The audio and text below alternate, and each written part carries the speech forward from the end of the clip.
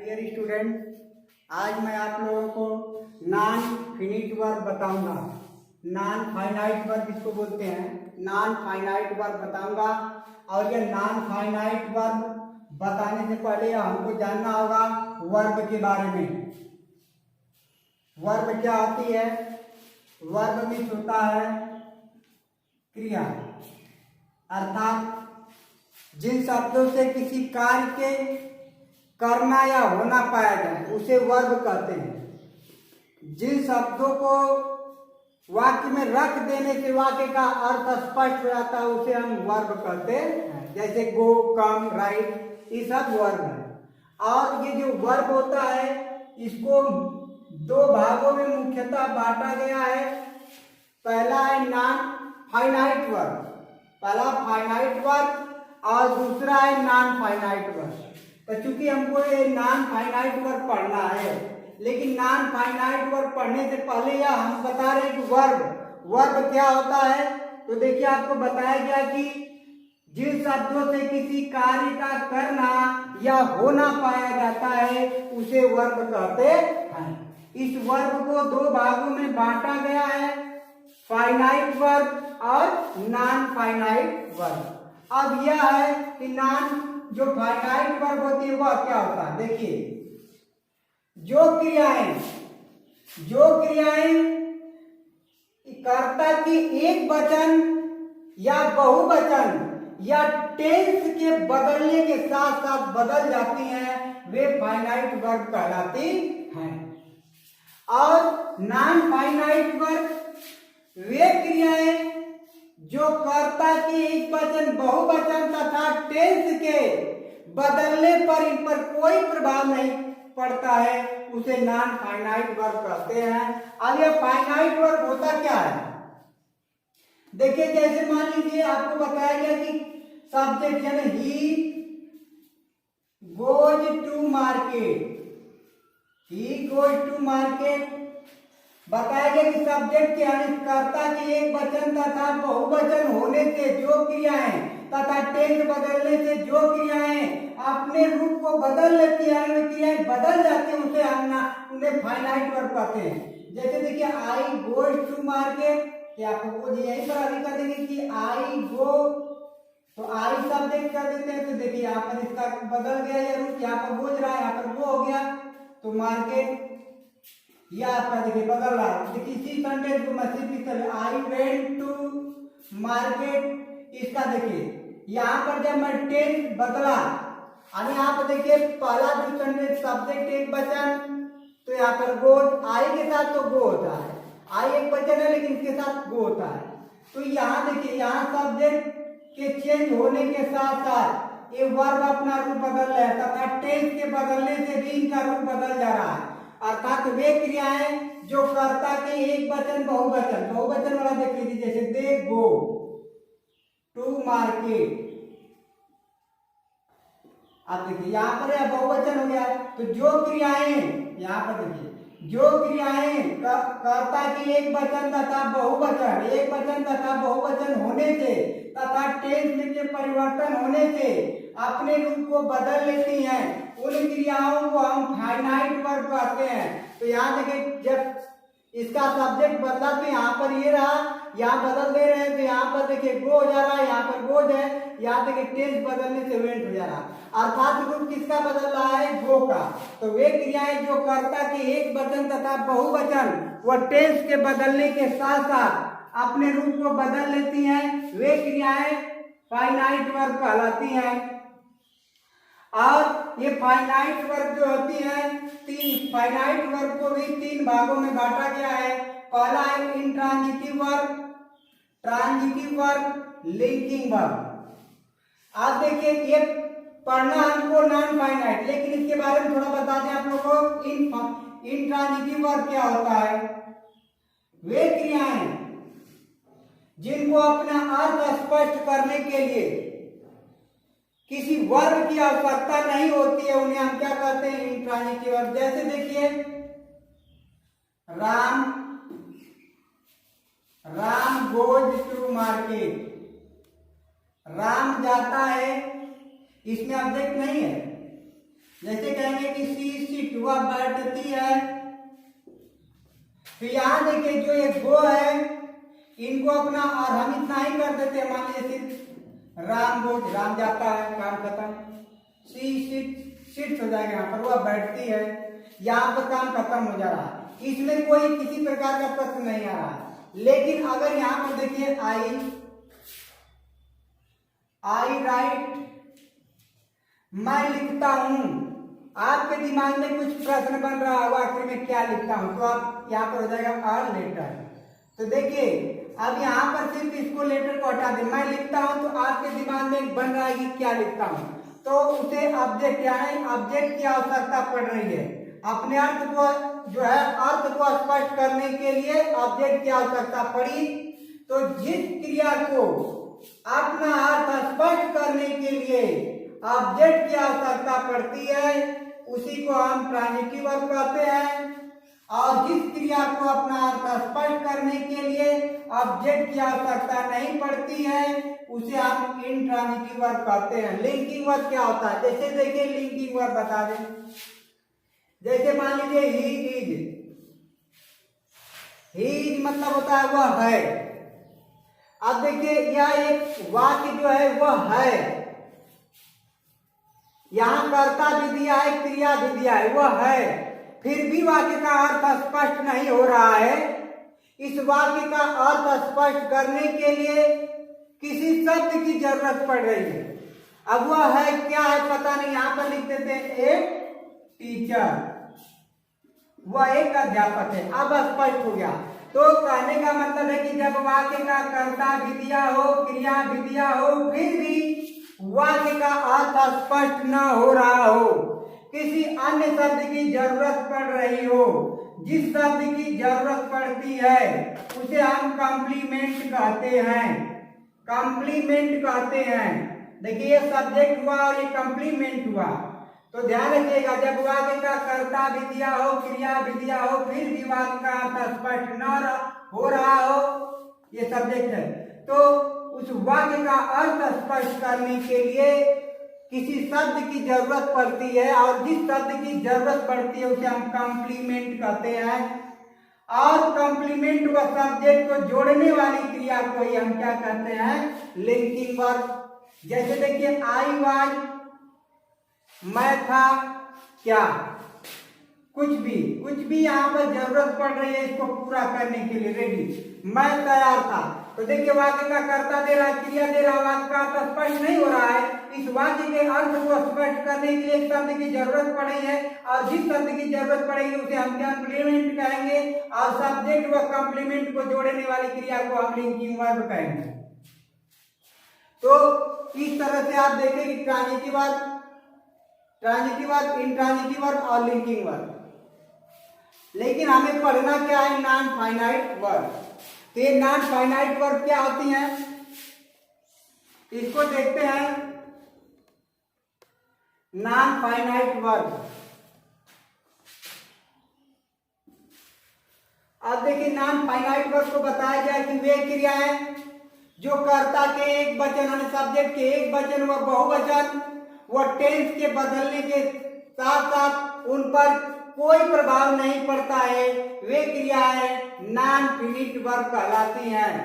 जैसे देखिए यहां देखिए, जैसे मैं कह सकता, he wants to go to market. आप देखिए यहाँ पे he wants to go to market, वह बाजार जाना चाहता है। अभी कहते हैं कि I want to go to market, they want to go to market. देखिए जैसे she wanted to go to market. यहां देखिए यह कर्ता के हिसाब से तो क्रिया बदल रही है टेंस के हिसाब से। तो ये तो हो गई हमारी फाइनाइट वर्ब। लेकिन नॉन फाइनाइट वर्ब देखिए, यहाँ कर्ता एक वचन हुआ, यहाँ पर कर्ता एक वचन है तो भी गो है, बहुवचन है तब भी गो है, आई है तभी मैंने यहाँ पर गो है, यहाँ देख रहे सी है, टेस्ट बदल गया वांटेड तब भी यहाँ पर गो है, there is no effect go verb, यहाँ पर कोई प्रभाव नहीं पड़ा है। तो देख रहे हैं कि यहाँ गो गो गो सब में लिखा है, तो ये देखिए नॉन फाइनाइट वर्ब है। कहने का मतलब यही है कि वे क्रियाएं जो कर्ता के एक वचन, बहुवचन तथा टेंस के बदलने पर इन जिन क्रियाओं पर कोई प्रभाव नहीं पड़ता है वे क्रियाएं नॉन फाइनाइट वर्ब कहलाती हैं। और हमें नॉन फाइनाइट वर्ब भी पढ़ना है, जो फाइनाइट वर्ब है पिछले पढ़ लिया गया है। तो नॉन फाइनाइट वर्ब जो है होती क्या है, आपको मालूम हो गया कि वे क्रियाएं जो कर्ता के एक वचन, बहुवचन तथा टेंस के बदलने पर उन क्रियाओं पर कोई प्रभाव नहीं पड़ता है, वे ही क्रियाएं क्या कहलाती हैं, नॉन फाइनाइट वर्ब। और जो ये नॉन फाइनाइट वर्ब होती हैं इसके भी तीन प्रकार होते हैं। पहला देखिए पार्टिसिपल इनफिनिटिव, इनफाइनाइट वर्ब और वर्ब। अब देखिए यहाँ जो बताया गया है फाइनाइट वर्ब, यह ध्यान दीजिएगा कि जो फाइनाइट वर्ब होती हैं या फाइनाइट वर्ब वाक्य में वर्ब, एडवर्ब तथा नाउन का कार्य करती हैं। फाइनाइट वर्ब वाक्य में जो क्रिया के साथ साथ, ये तो क्रिया होते हुए यानी क्रिया के साथ साथ या वाक्य में नाउन, एडजेक्टिव तथा एडवर्ब का काम करती हैं। इसीलिए नॉन फाइनाइट वर्ब को हम डबल पार्ट्स ऑफ स्पीच भी कहते हैं।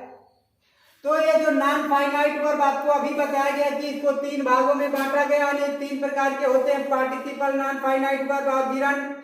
आप देखिए पार्टिसिपल, ये बताया कि अभी पार्टिसिपल, ये पार्टिसिपल क्या होता है, पार्टिसिपल भी वाक्य में क्रिया के साथ साथ, वाक्य में क्रिया के साथ साथ यह एडजेक्टिव तथा एडवर्ब का, देखिए एडजेक्टिव तथा एडवर्ब का काम करेगा। यहाँ देखिए नॉन फाइनाइट वर्ब को आपको बताया गया है कि वे ये नॉन फाइनाइट वर्ब वाक्य में नाउन, एडजेक्टिव तथा एडवर्ब का काम करेंगी। आज पार्टिसिपल को आपको बताया जा रहा है कि पार्टिसिपल जो है एडजेक्टिव तथा एडवर्ब का वाक्य में काम करेगा और इसमें जो इनफाइनाइट वर्ब और जिरंड है यह नाउन का कार्य करेगा।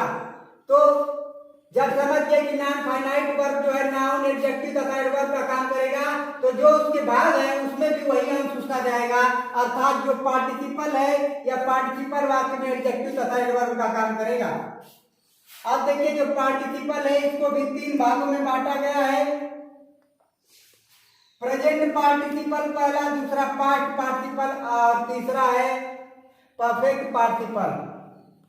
अब आपको यह मालूम हो गया कि जो पार्टिसिपल एडजेक्टिव तथा एडवर्ब का काम करता है वाक्य में, तो जो प्रेजेंट पार्टिसिपल, पास्ट पार्टिसिपल और परफेक्ट पार्टिसिपल होगा उनका भी वही काम होगा जो पार्टिसिपल का काम होगा वाक्य में। तो सबसे पहले आपको बताते हैं प्रेजेंट पार्टिसिपल। आखिर में हम जानेंगे कैसे कि वाक्य में प्रेजेंट पार्टिसिपल कहाँ है। वाक्य में मतलब देखिए कुछ क्रियाएं ऐसी होती हैं जिनके अंत में कर, ता हुआ, वाला, पढ़ते पढ़ते, घूमते समय लगा होता है, तो उन क्रियाओं को हम प्रेजेंट पार्टिसिपल कहते हैं। और प्रेजेंट पार्टिसिपल बनाने के लिए वर्ब की फर्स्ट फॉर्म में आईएनजी का प्रयोग करते हैं। जैसे देखिए यहाँ पर सुनकर, तो सुनकर तो प्लस बताया गया कि प्रेजेंट पार्टिसिपल बनाने के लिए फर्स्ट वर्ब में आईएनजी का प्रयोग करेंगे। तो जैसे सुनना का अंग्रेजी होता है हियर, तो हियर प्लस आईएनजी हो जाएगा हियरिंग, मिस हो जाएगा सुनकर। रोता हुआ, आपको बताया गया ना कि ता हुआ आता रहेगा, देखिए ता हुआ, क्या रोता हुआ, तो अब स्वीट में आईएनजी लगा देंगे, ये आपका प्रेजेंट पार्टिसिपल बन गया। भौंकने वाला, देखिए बताया गया कि जिसमें वाला लगा रहेगा, तो देखिए भौंकना में वाला लगा है, तो यहाँ पर देखिए बार्क, BARK, बस इसी में आईएनजी लगाएंगे, बार्किंग। पढ़ते पढ़ते या पढ़ते समय, जैसे पढ़ते पढ़ते, तो जब दो कार्य एक साथ में होता है तो उसके पहले हम वाइल लगा देते हैं, वाइल रीडिंग। पढ़ते पढ़ते। अभी लिखा जैसे घूमते समय, इसमें दो कार्य होगा, और जब दो कार्य होगा तो उसके पहले हम वाई लगा देंगे। वाई घूमना कहते जी, वंडर, WNDER, IC में लग जाएगा या घूमना का वाकिंग भी हो जाएगा। यहाँ पे देखिए पास्ट पार्टिसिपल कैसे जानेंगे, जिस क्रिया के अंत में हुआ लगा रहेगा, हुआ, हारा हुआ, सड़ा हुआ, मरा हुआ, है ना, तो इस तरह सोया हुआ, यानी इस तरह हुआ लगा रहेगा तो वह पास्ट पार्टिसिपल कहलाएगा। और इस पास्ट पार्टिसिपल को बनाने के लिए वर्ब की थर्ड फॉर्म का प्रयोग किया जाता है, यानी V1 V3 का प्रयोग करेंगे, सीधे सीधे V3 लगा देंगे, यानी थर्ड फॉर्म लिख देंगे। परफेक्ट पार्टिसिपल यहां देखिएगा, यह आपका क्या काम करेगा और इसमें अंतर होगा थोड़ा सा। आप देखिए परफेक्ट पार्टिसिपल, इसकी पहचान देखिए, जिन हिंदी वाक्यों के अंत में कर, करके तथा करने के बाद लगा रहेगा तो वे क्रियाएं प्रेजेंट पार्टिसिपल समझी जाएंगी। और प्रेजेंट पार्टिसिपल बनाने के लिए हैविंग प्लस थर्ड फॉर्म का प्रयोग किया जाएगा। जैसे देखिए लिखने के बाद मतलब करने के बाद, तो लिखने के बाद हो गया ना, करने के बाद करके, तो या पूरा करने के बाद यानी करके। तो इस तरह का जब वाक्य आता है तो सबसे पहले इसमें इसकी शब्द का हम उच्चारण करते, माने इसके ट्रांसलेट बनाते समय सबसे पहले रखेंगे हैविंग, और प्लस थर्ड फॉर्म लिखना का होता है रिटेन, लिखने के बाद, पूरा करने के बाद, तो देखिए हैविंग प्लस कंप्लीटेड, इस तरह से। तो पहले हमको देखना है पार्टिसिपल पढ़ने के लिए, ये पार्टिसिपल तीन भागों में इसको बांटा गया, प्रेजेंट पार्टिसिपल, पास्ट पार्टिसिपल और परफेक्ट पार्टिसिपल। प्रेजेंट पार्टिसिपल को आपको बताया गया कि किस तरह से हम जानेंगे कि जिन हिंदी वाक्यों के अंत में करता हुआ वाला पढ़ते पढ़ते तथा घूमते समय लगा रहेगा वो प्रेजेंट पार्टिसिपल होगा। और प्रेजेंट पार्टिसिपल बनाने के लिए वर्ब, फर्स्ट वर्ब में ING का प्रयोग करेंगे। अब पास्ट पार्टिसिपल में जिन क्रिया के अंत में हुआ लगा रहेगा वह जो है पास्ट पार्टिसिपल कहलाएगा। पास्ट पार्टिसिपल में क्रिया की थर्ड फॉर्म का प्रयोग किया जाता है, जैसे यहाँ पे।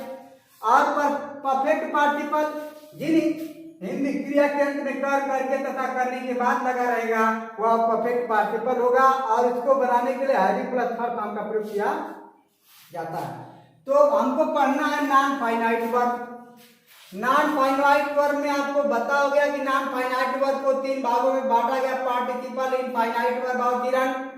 और पार्टिसिपल को भी तीन भागों में बांटा गया। कैसे इसको हम पहचानते हैं, तो ये जो है नॉन फाइनाइट वर्ब, इतना वीडियो को आप अच्छी तरह से एक बार दो बार देख लीजिएगा इस तरह से। अब अगले वाले वाक्य में जो किस तरीके से वाक्य में अगर आता है प्रेजेंट पार्टिसिपल है तो किस तरह उसका ट्रांसलेट करेंगे, और पास्ट पार्टिसिपल है और परफेक्ट पार्टिसिपल है किस तरह से हम वाक्य में बनाएंगे, अगले वाले वीडियो में आपको बताई जाएगी।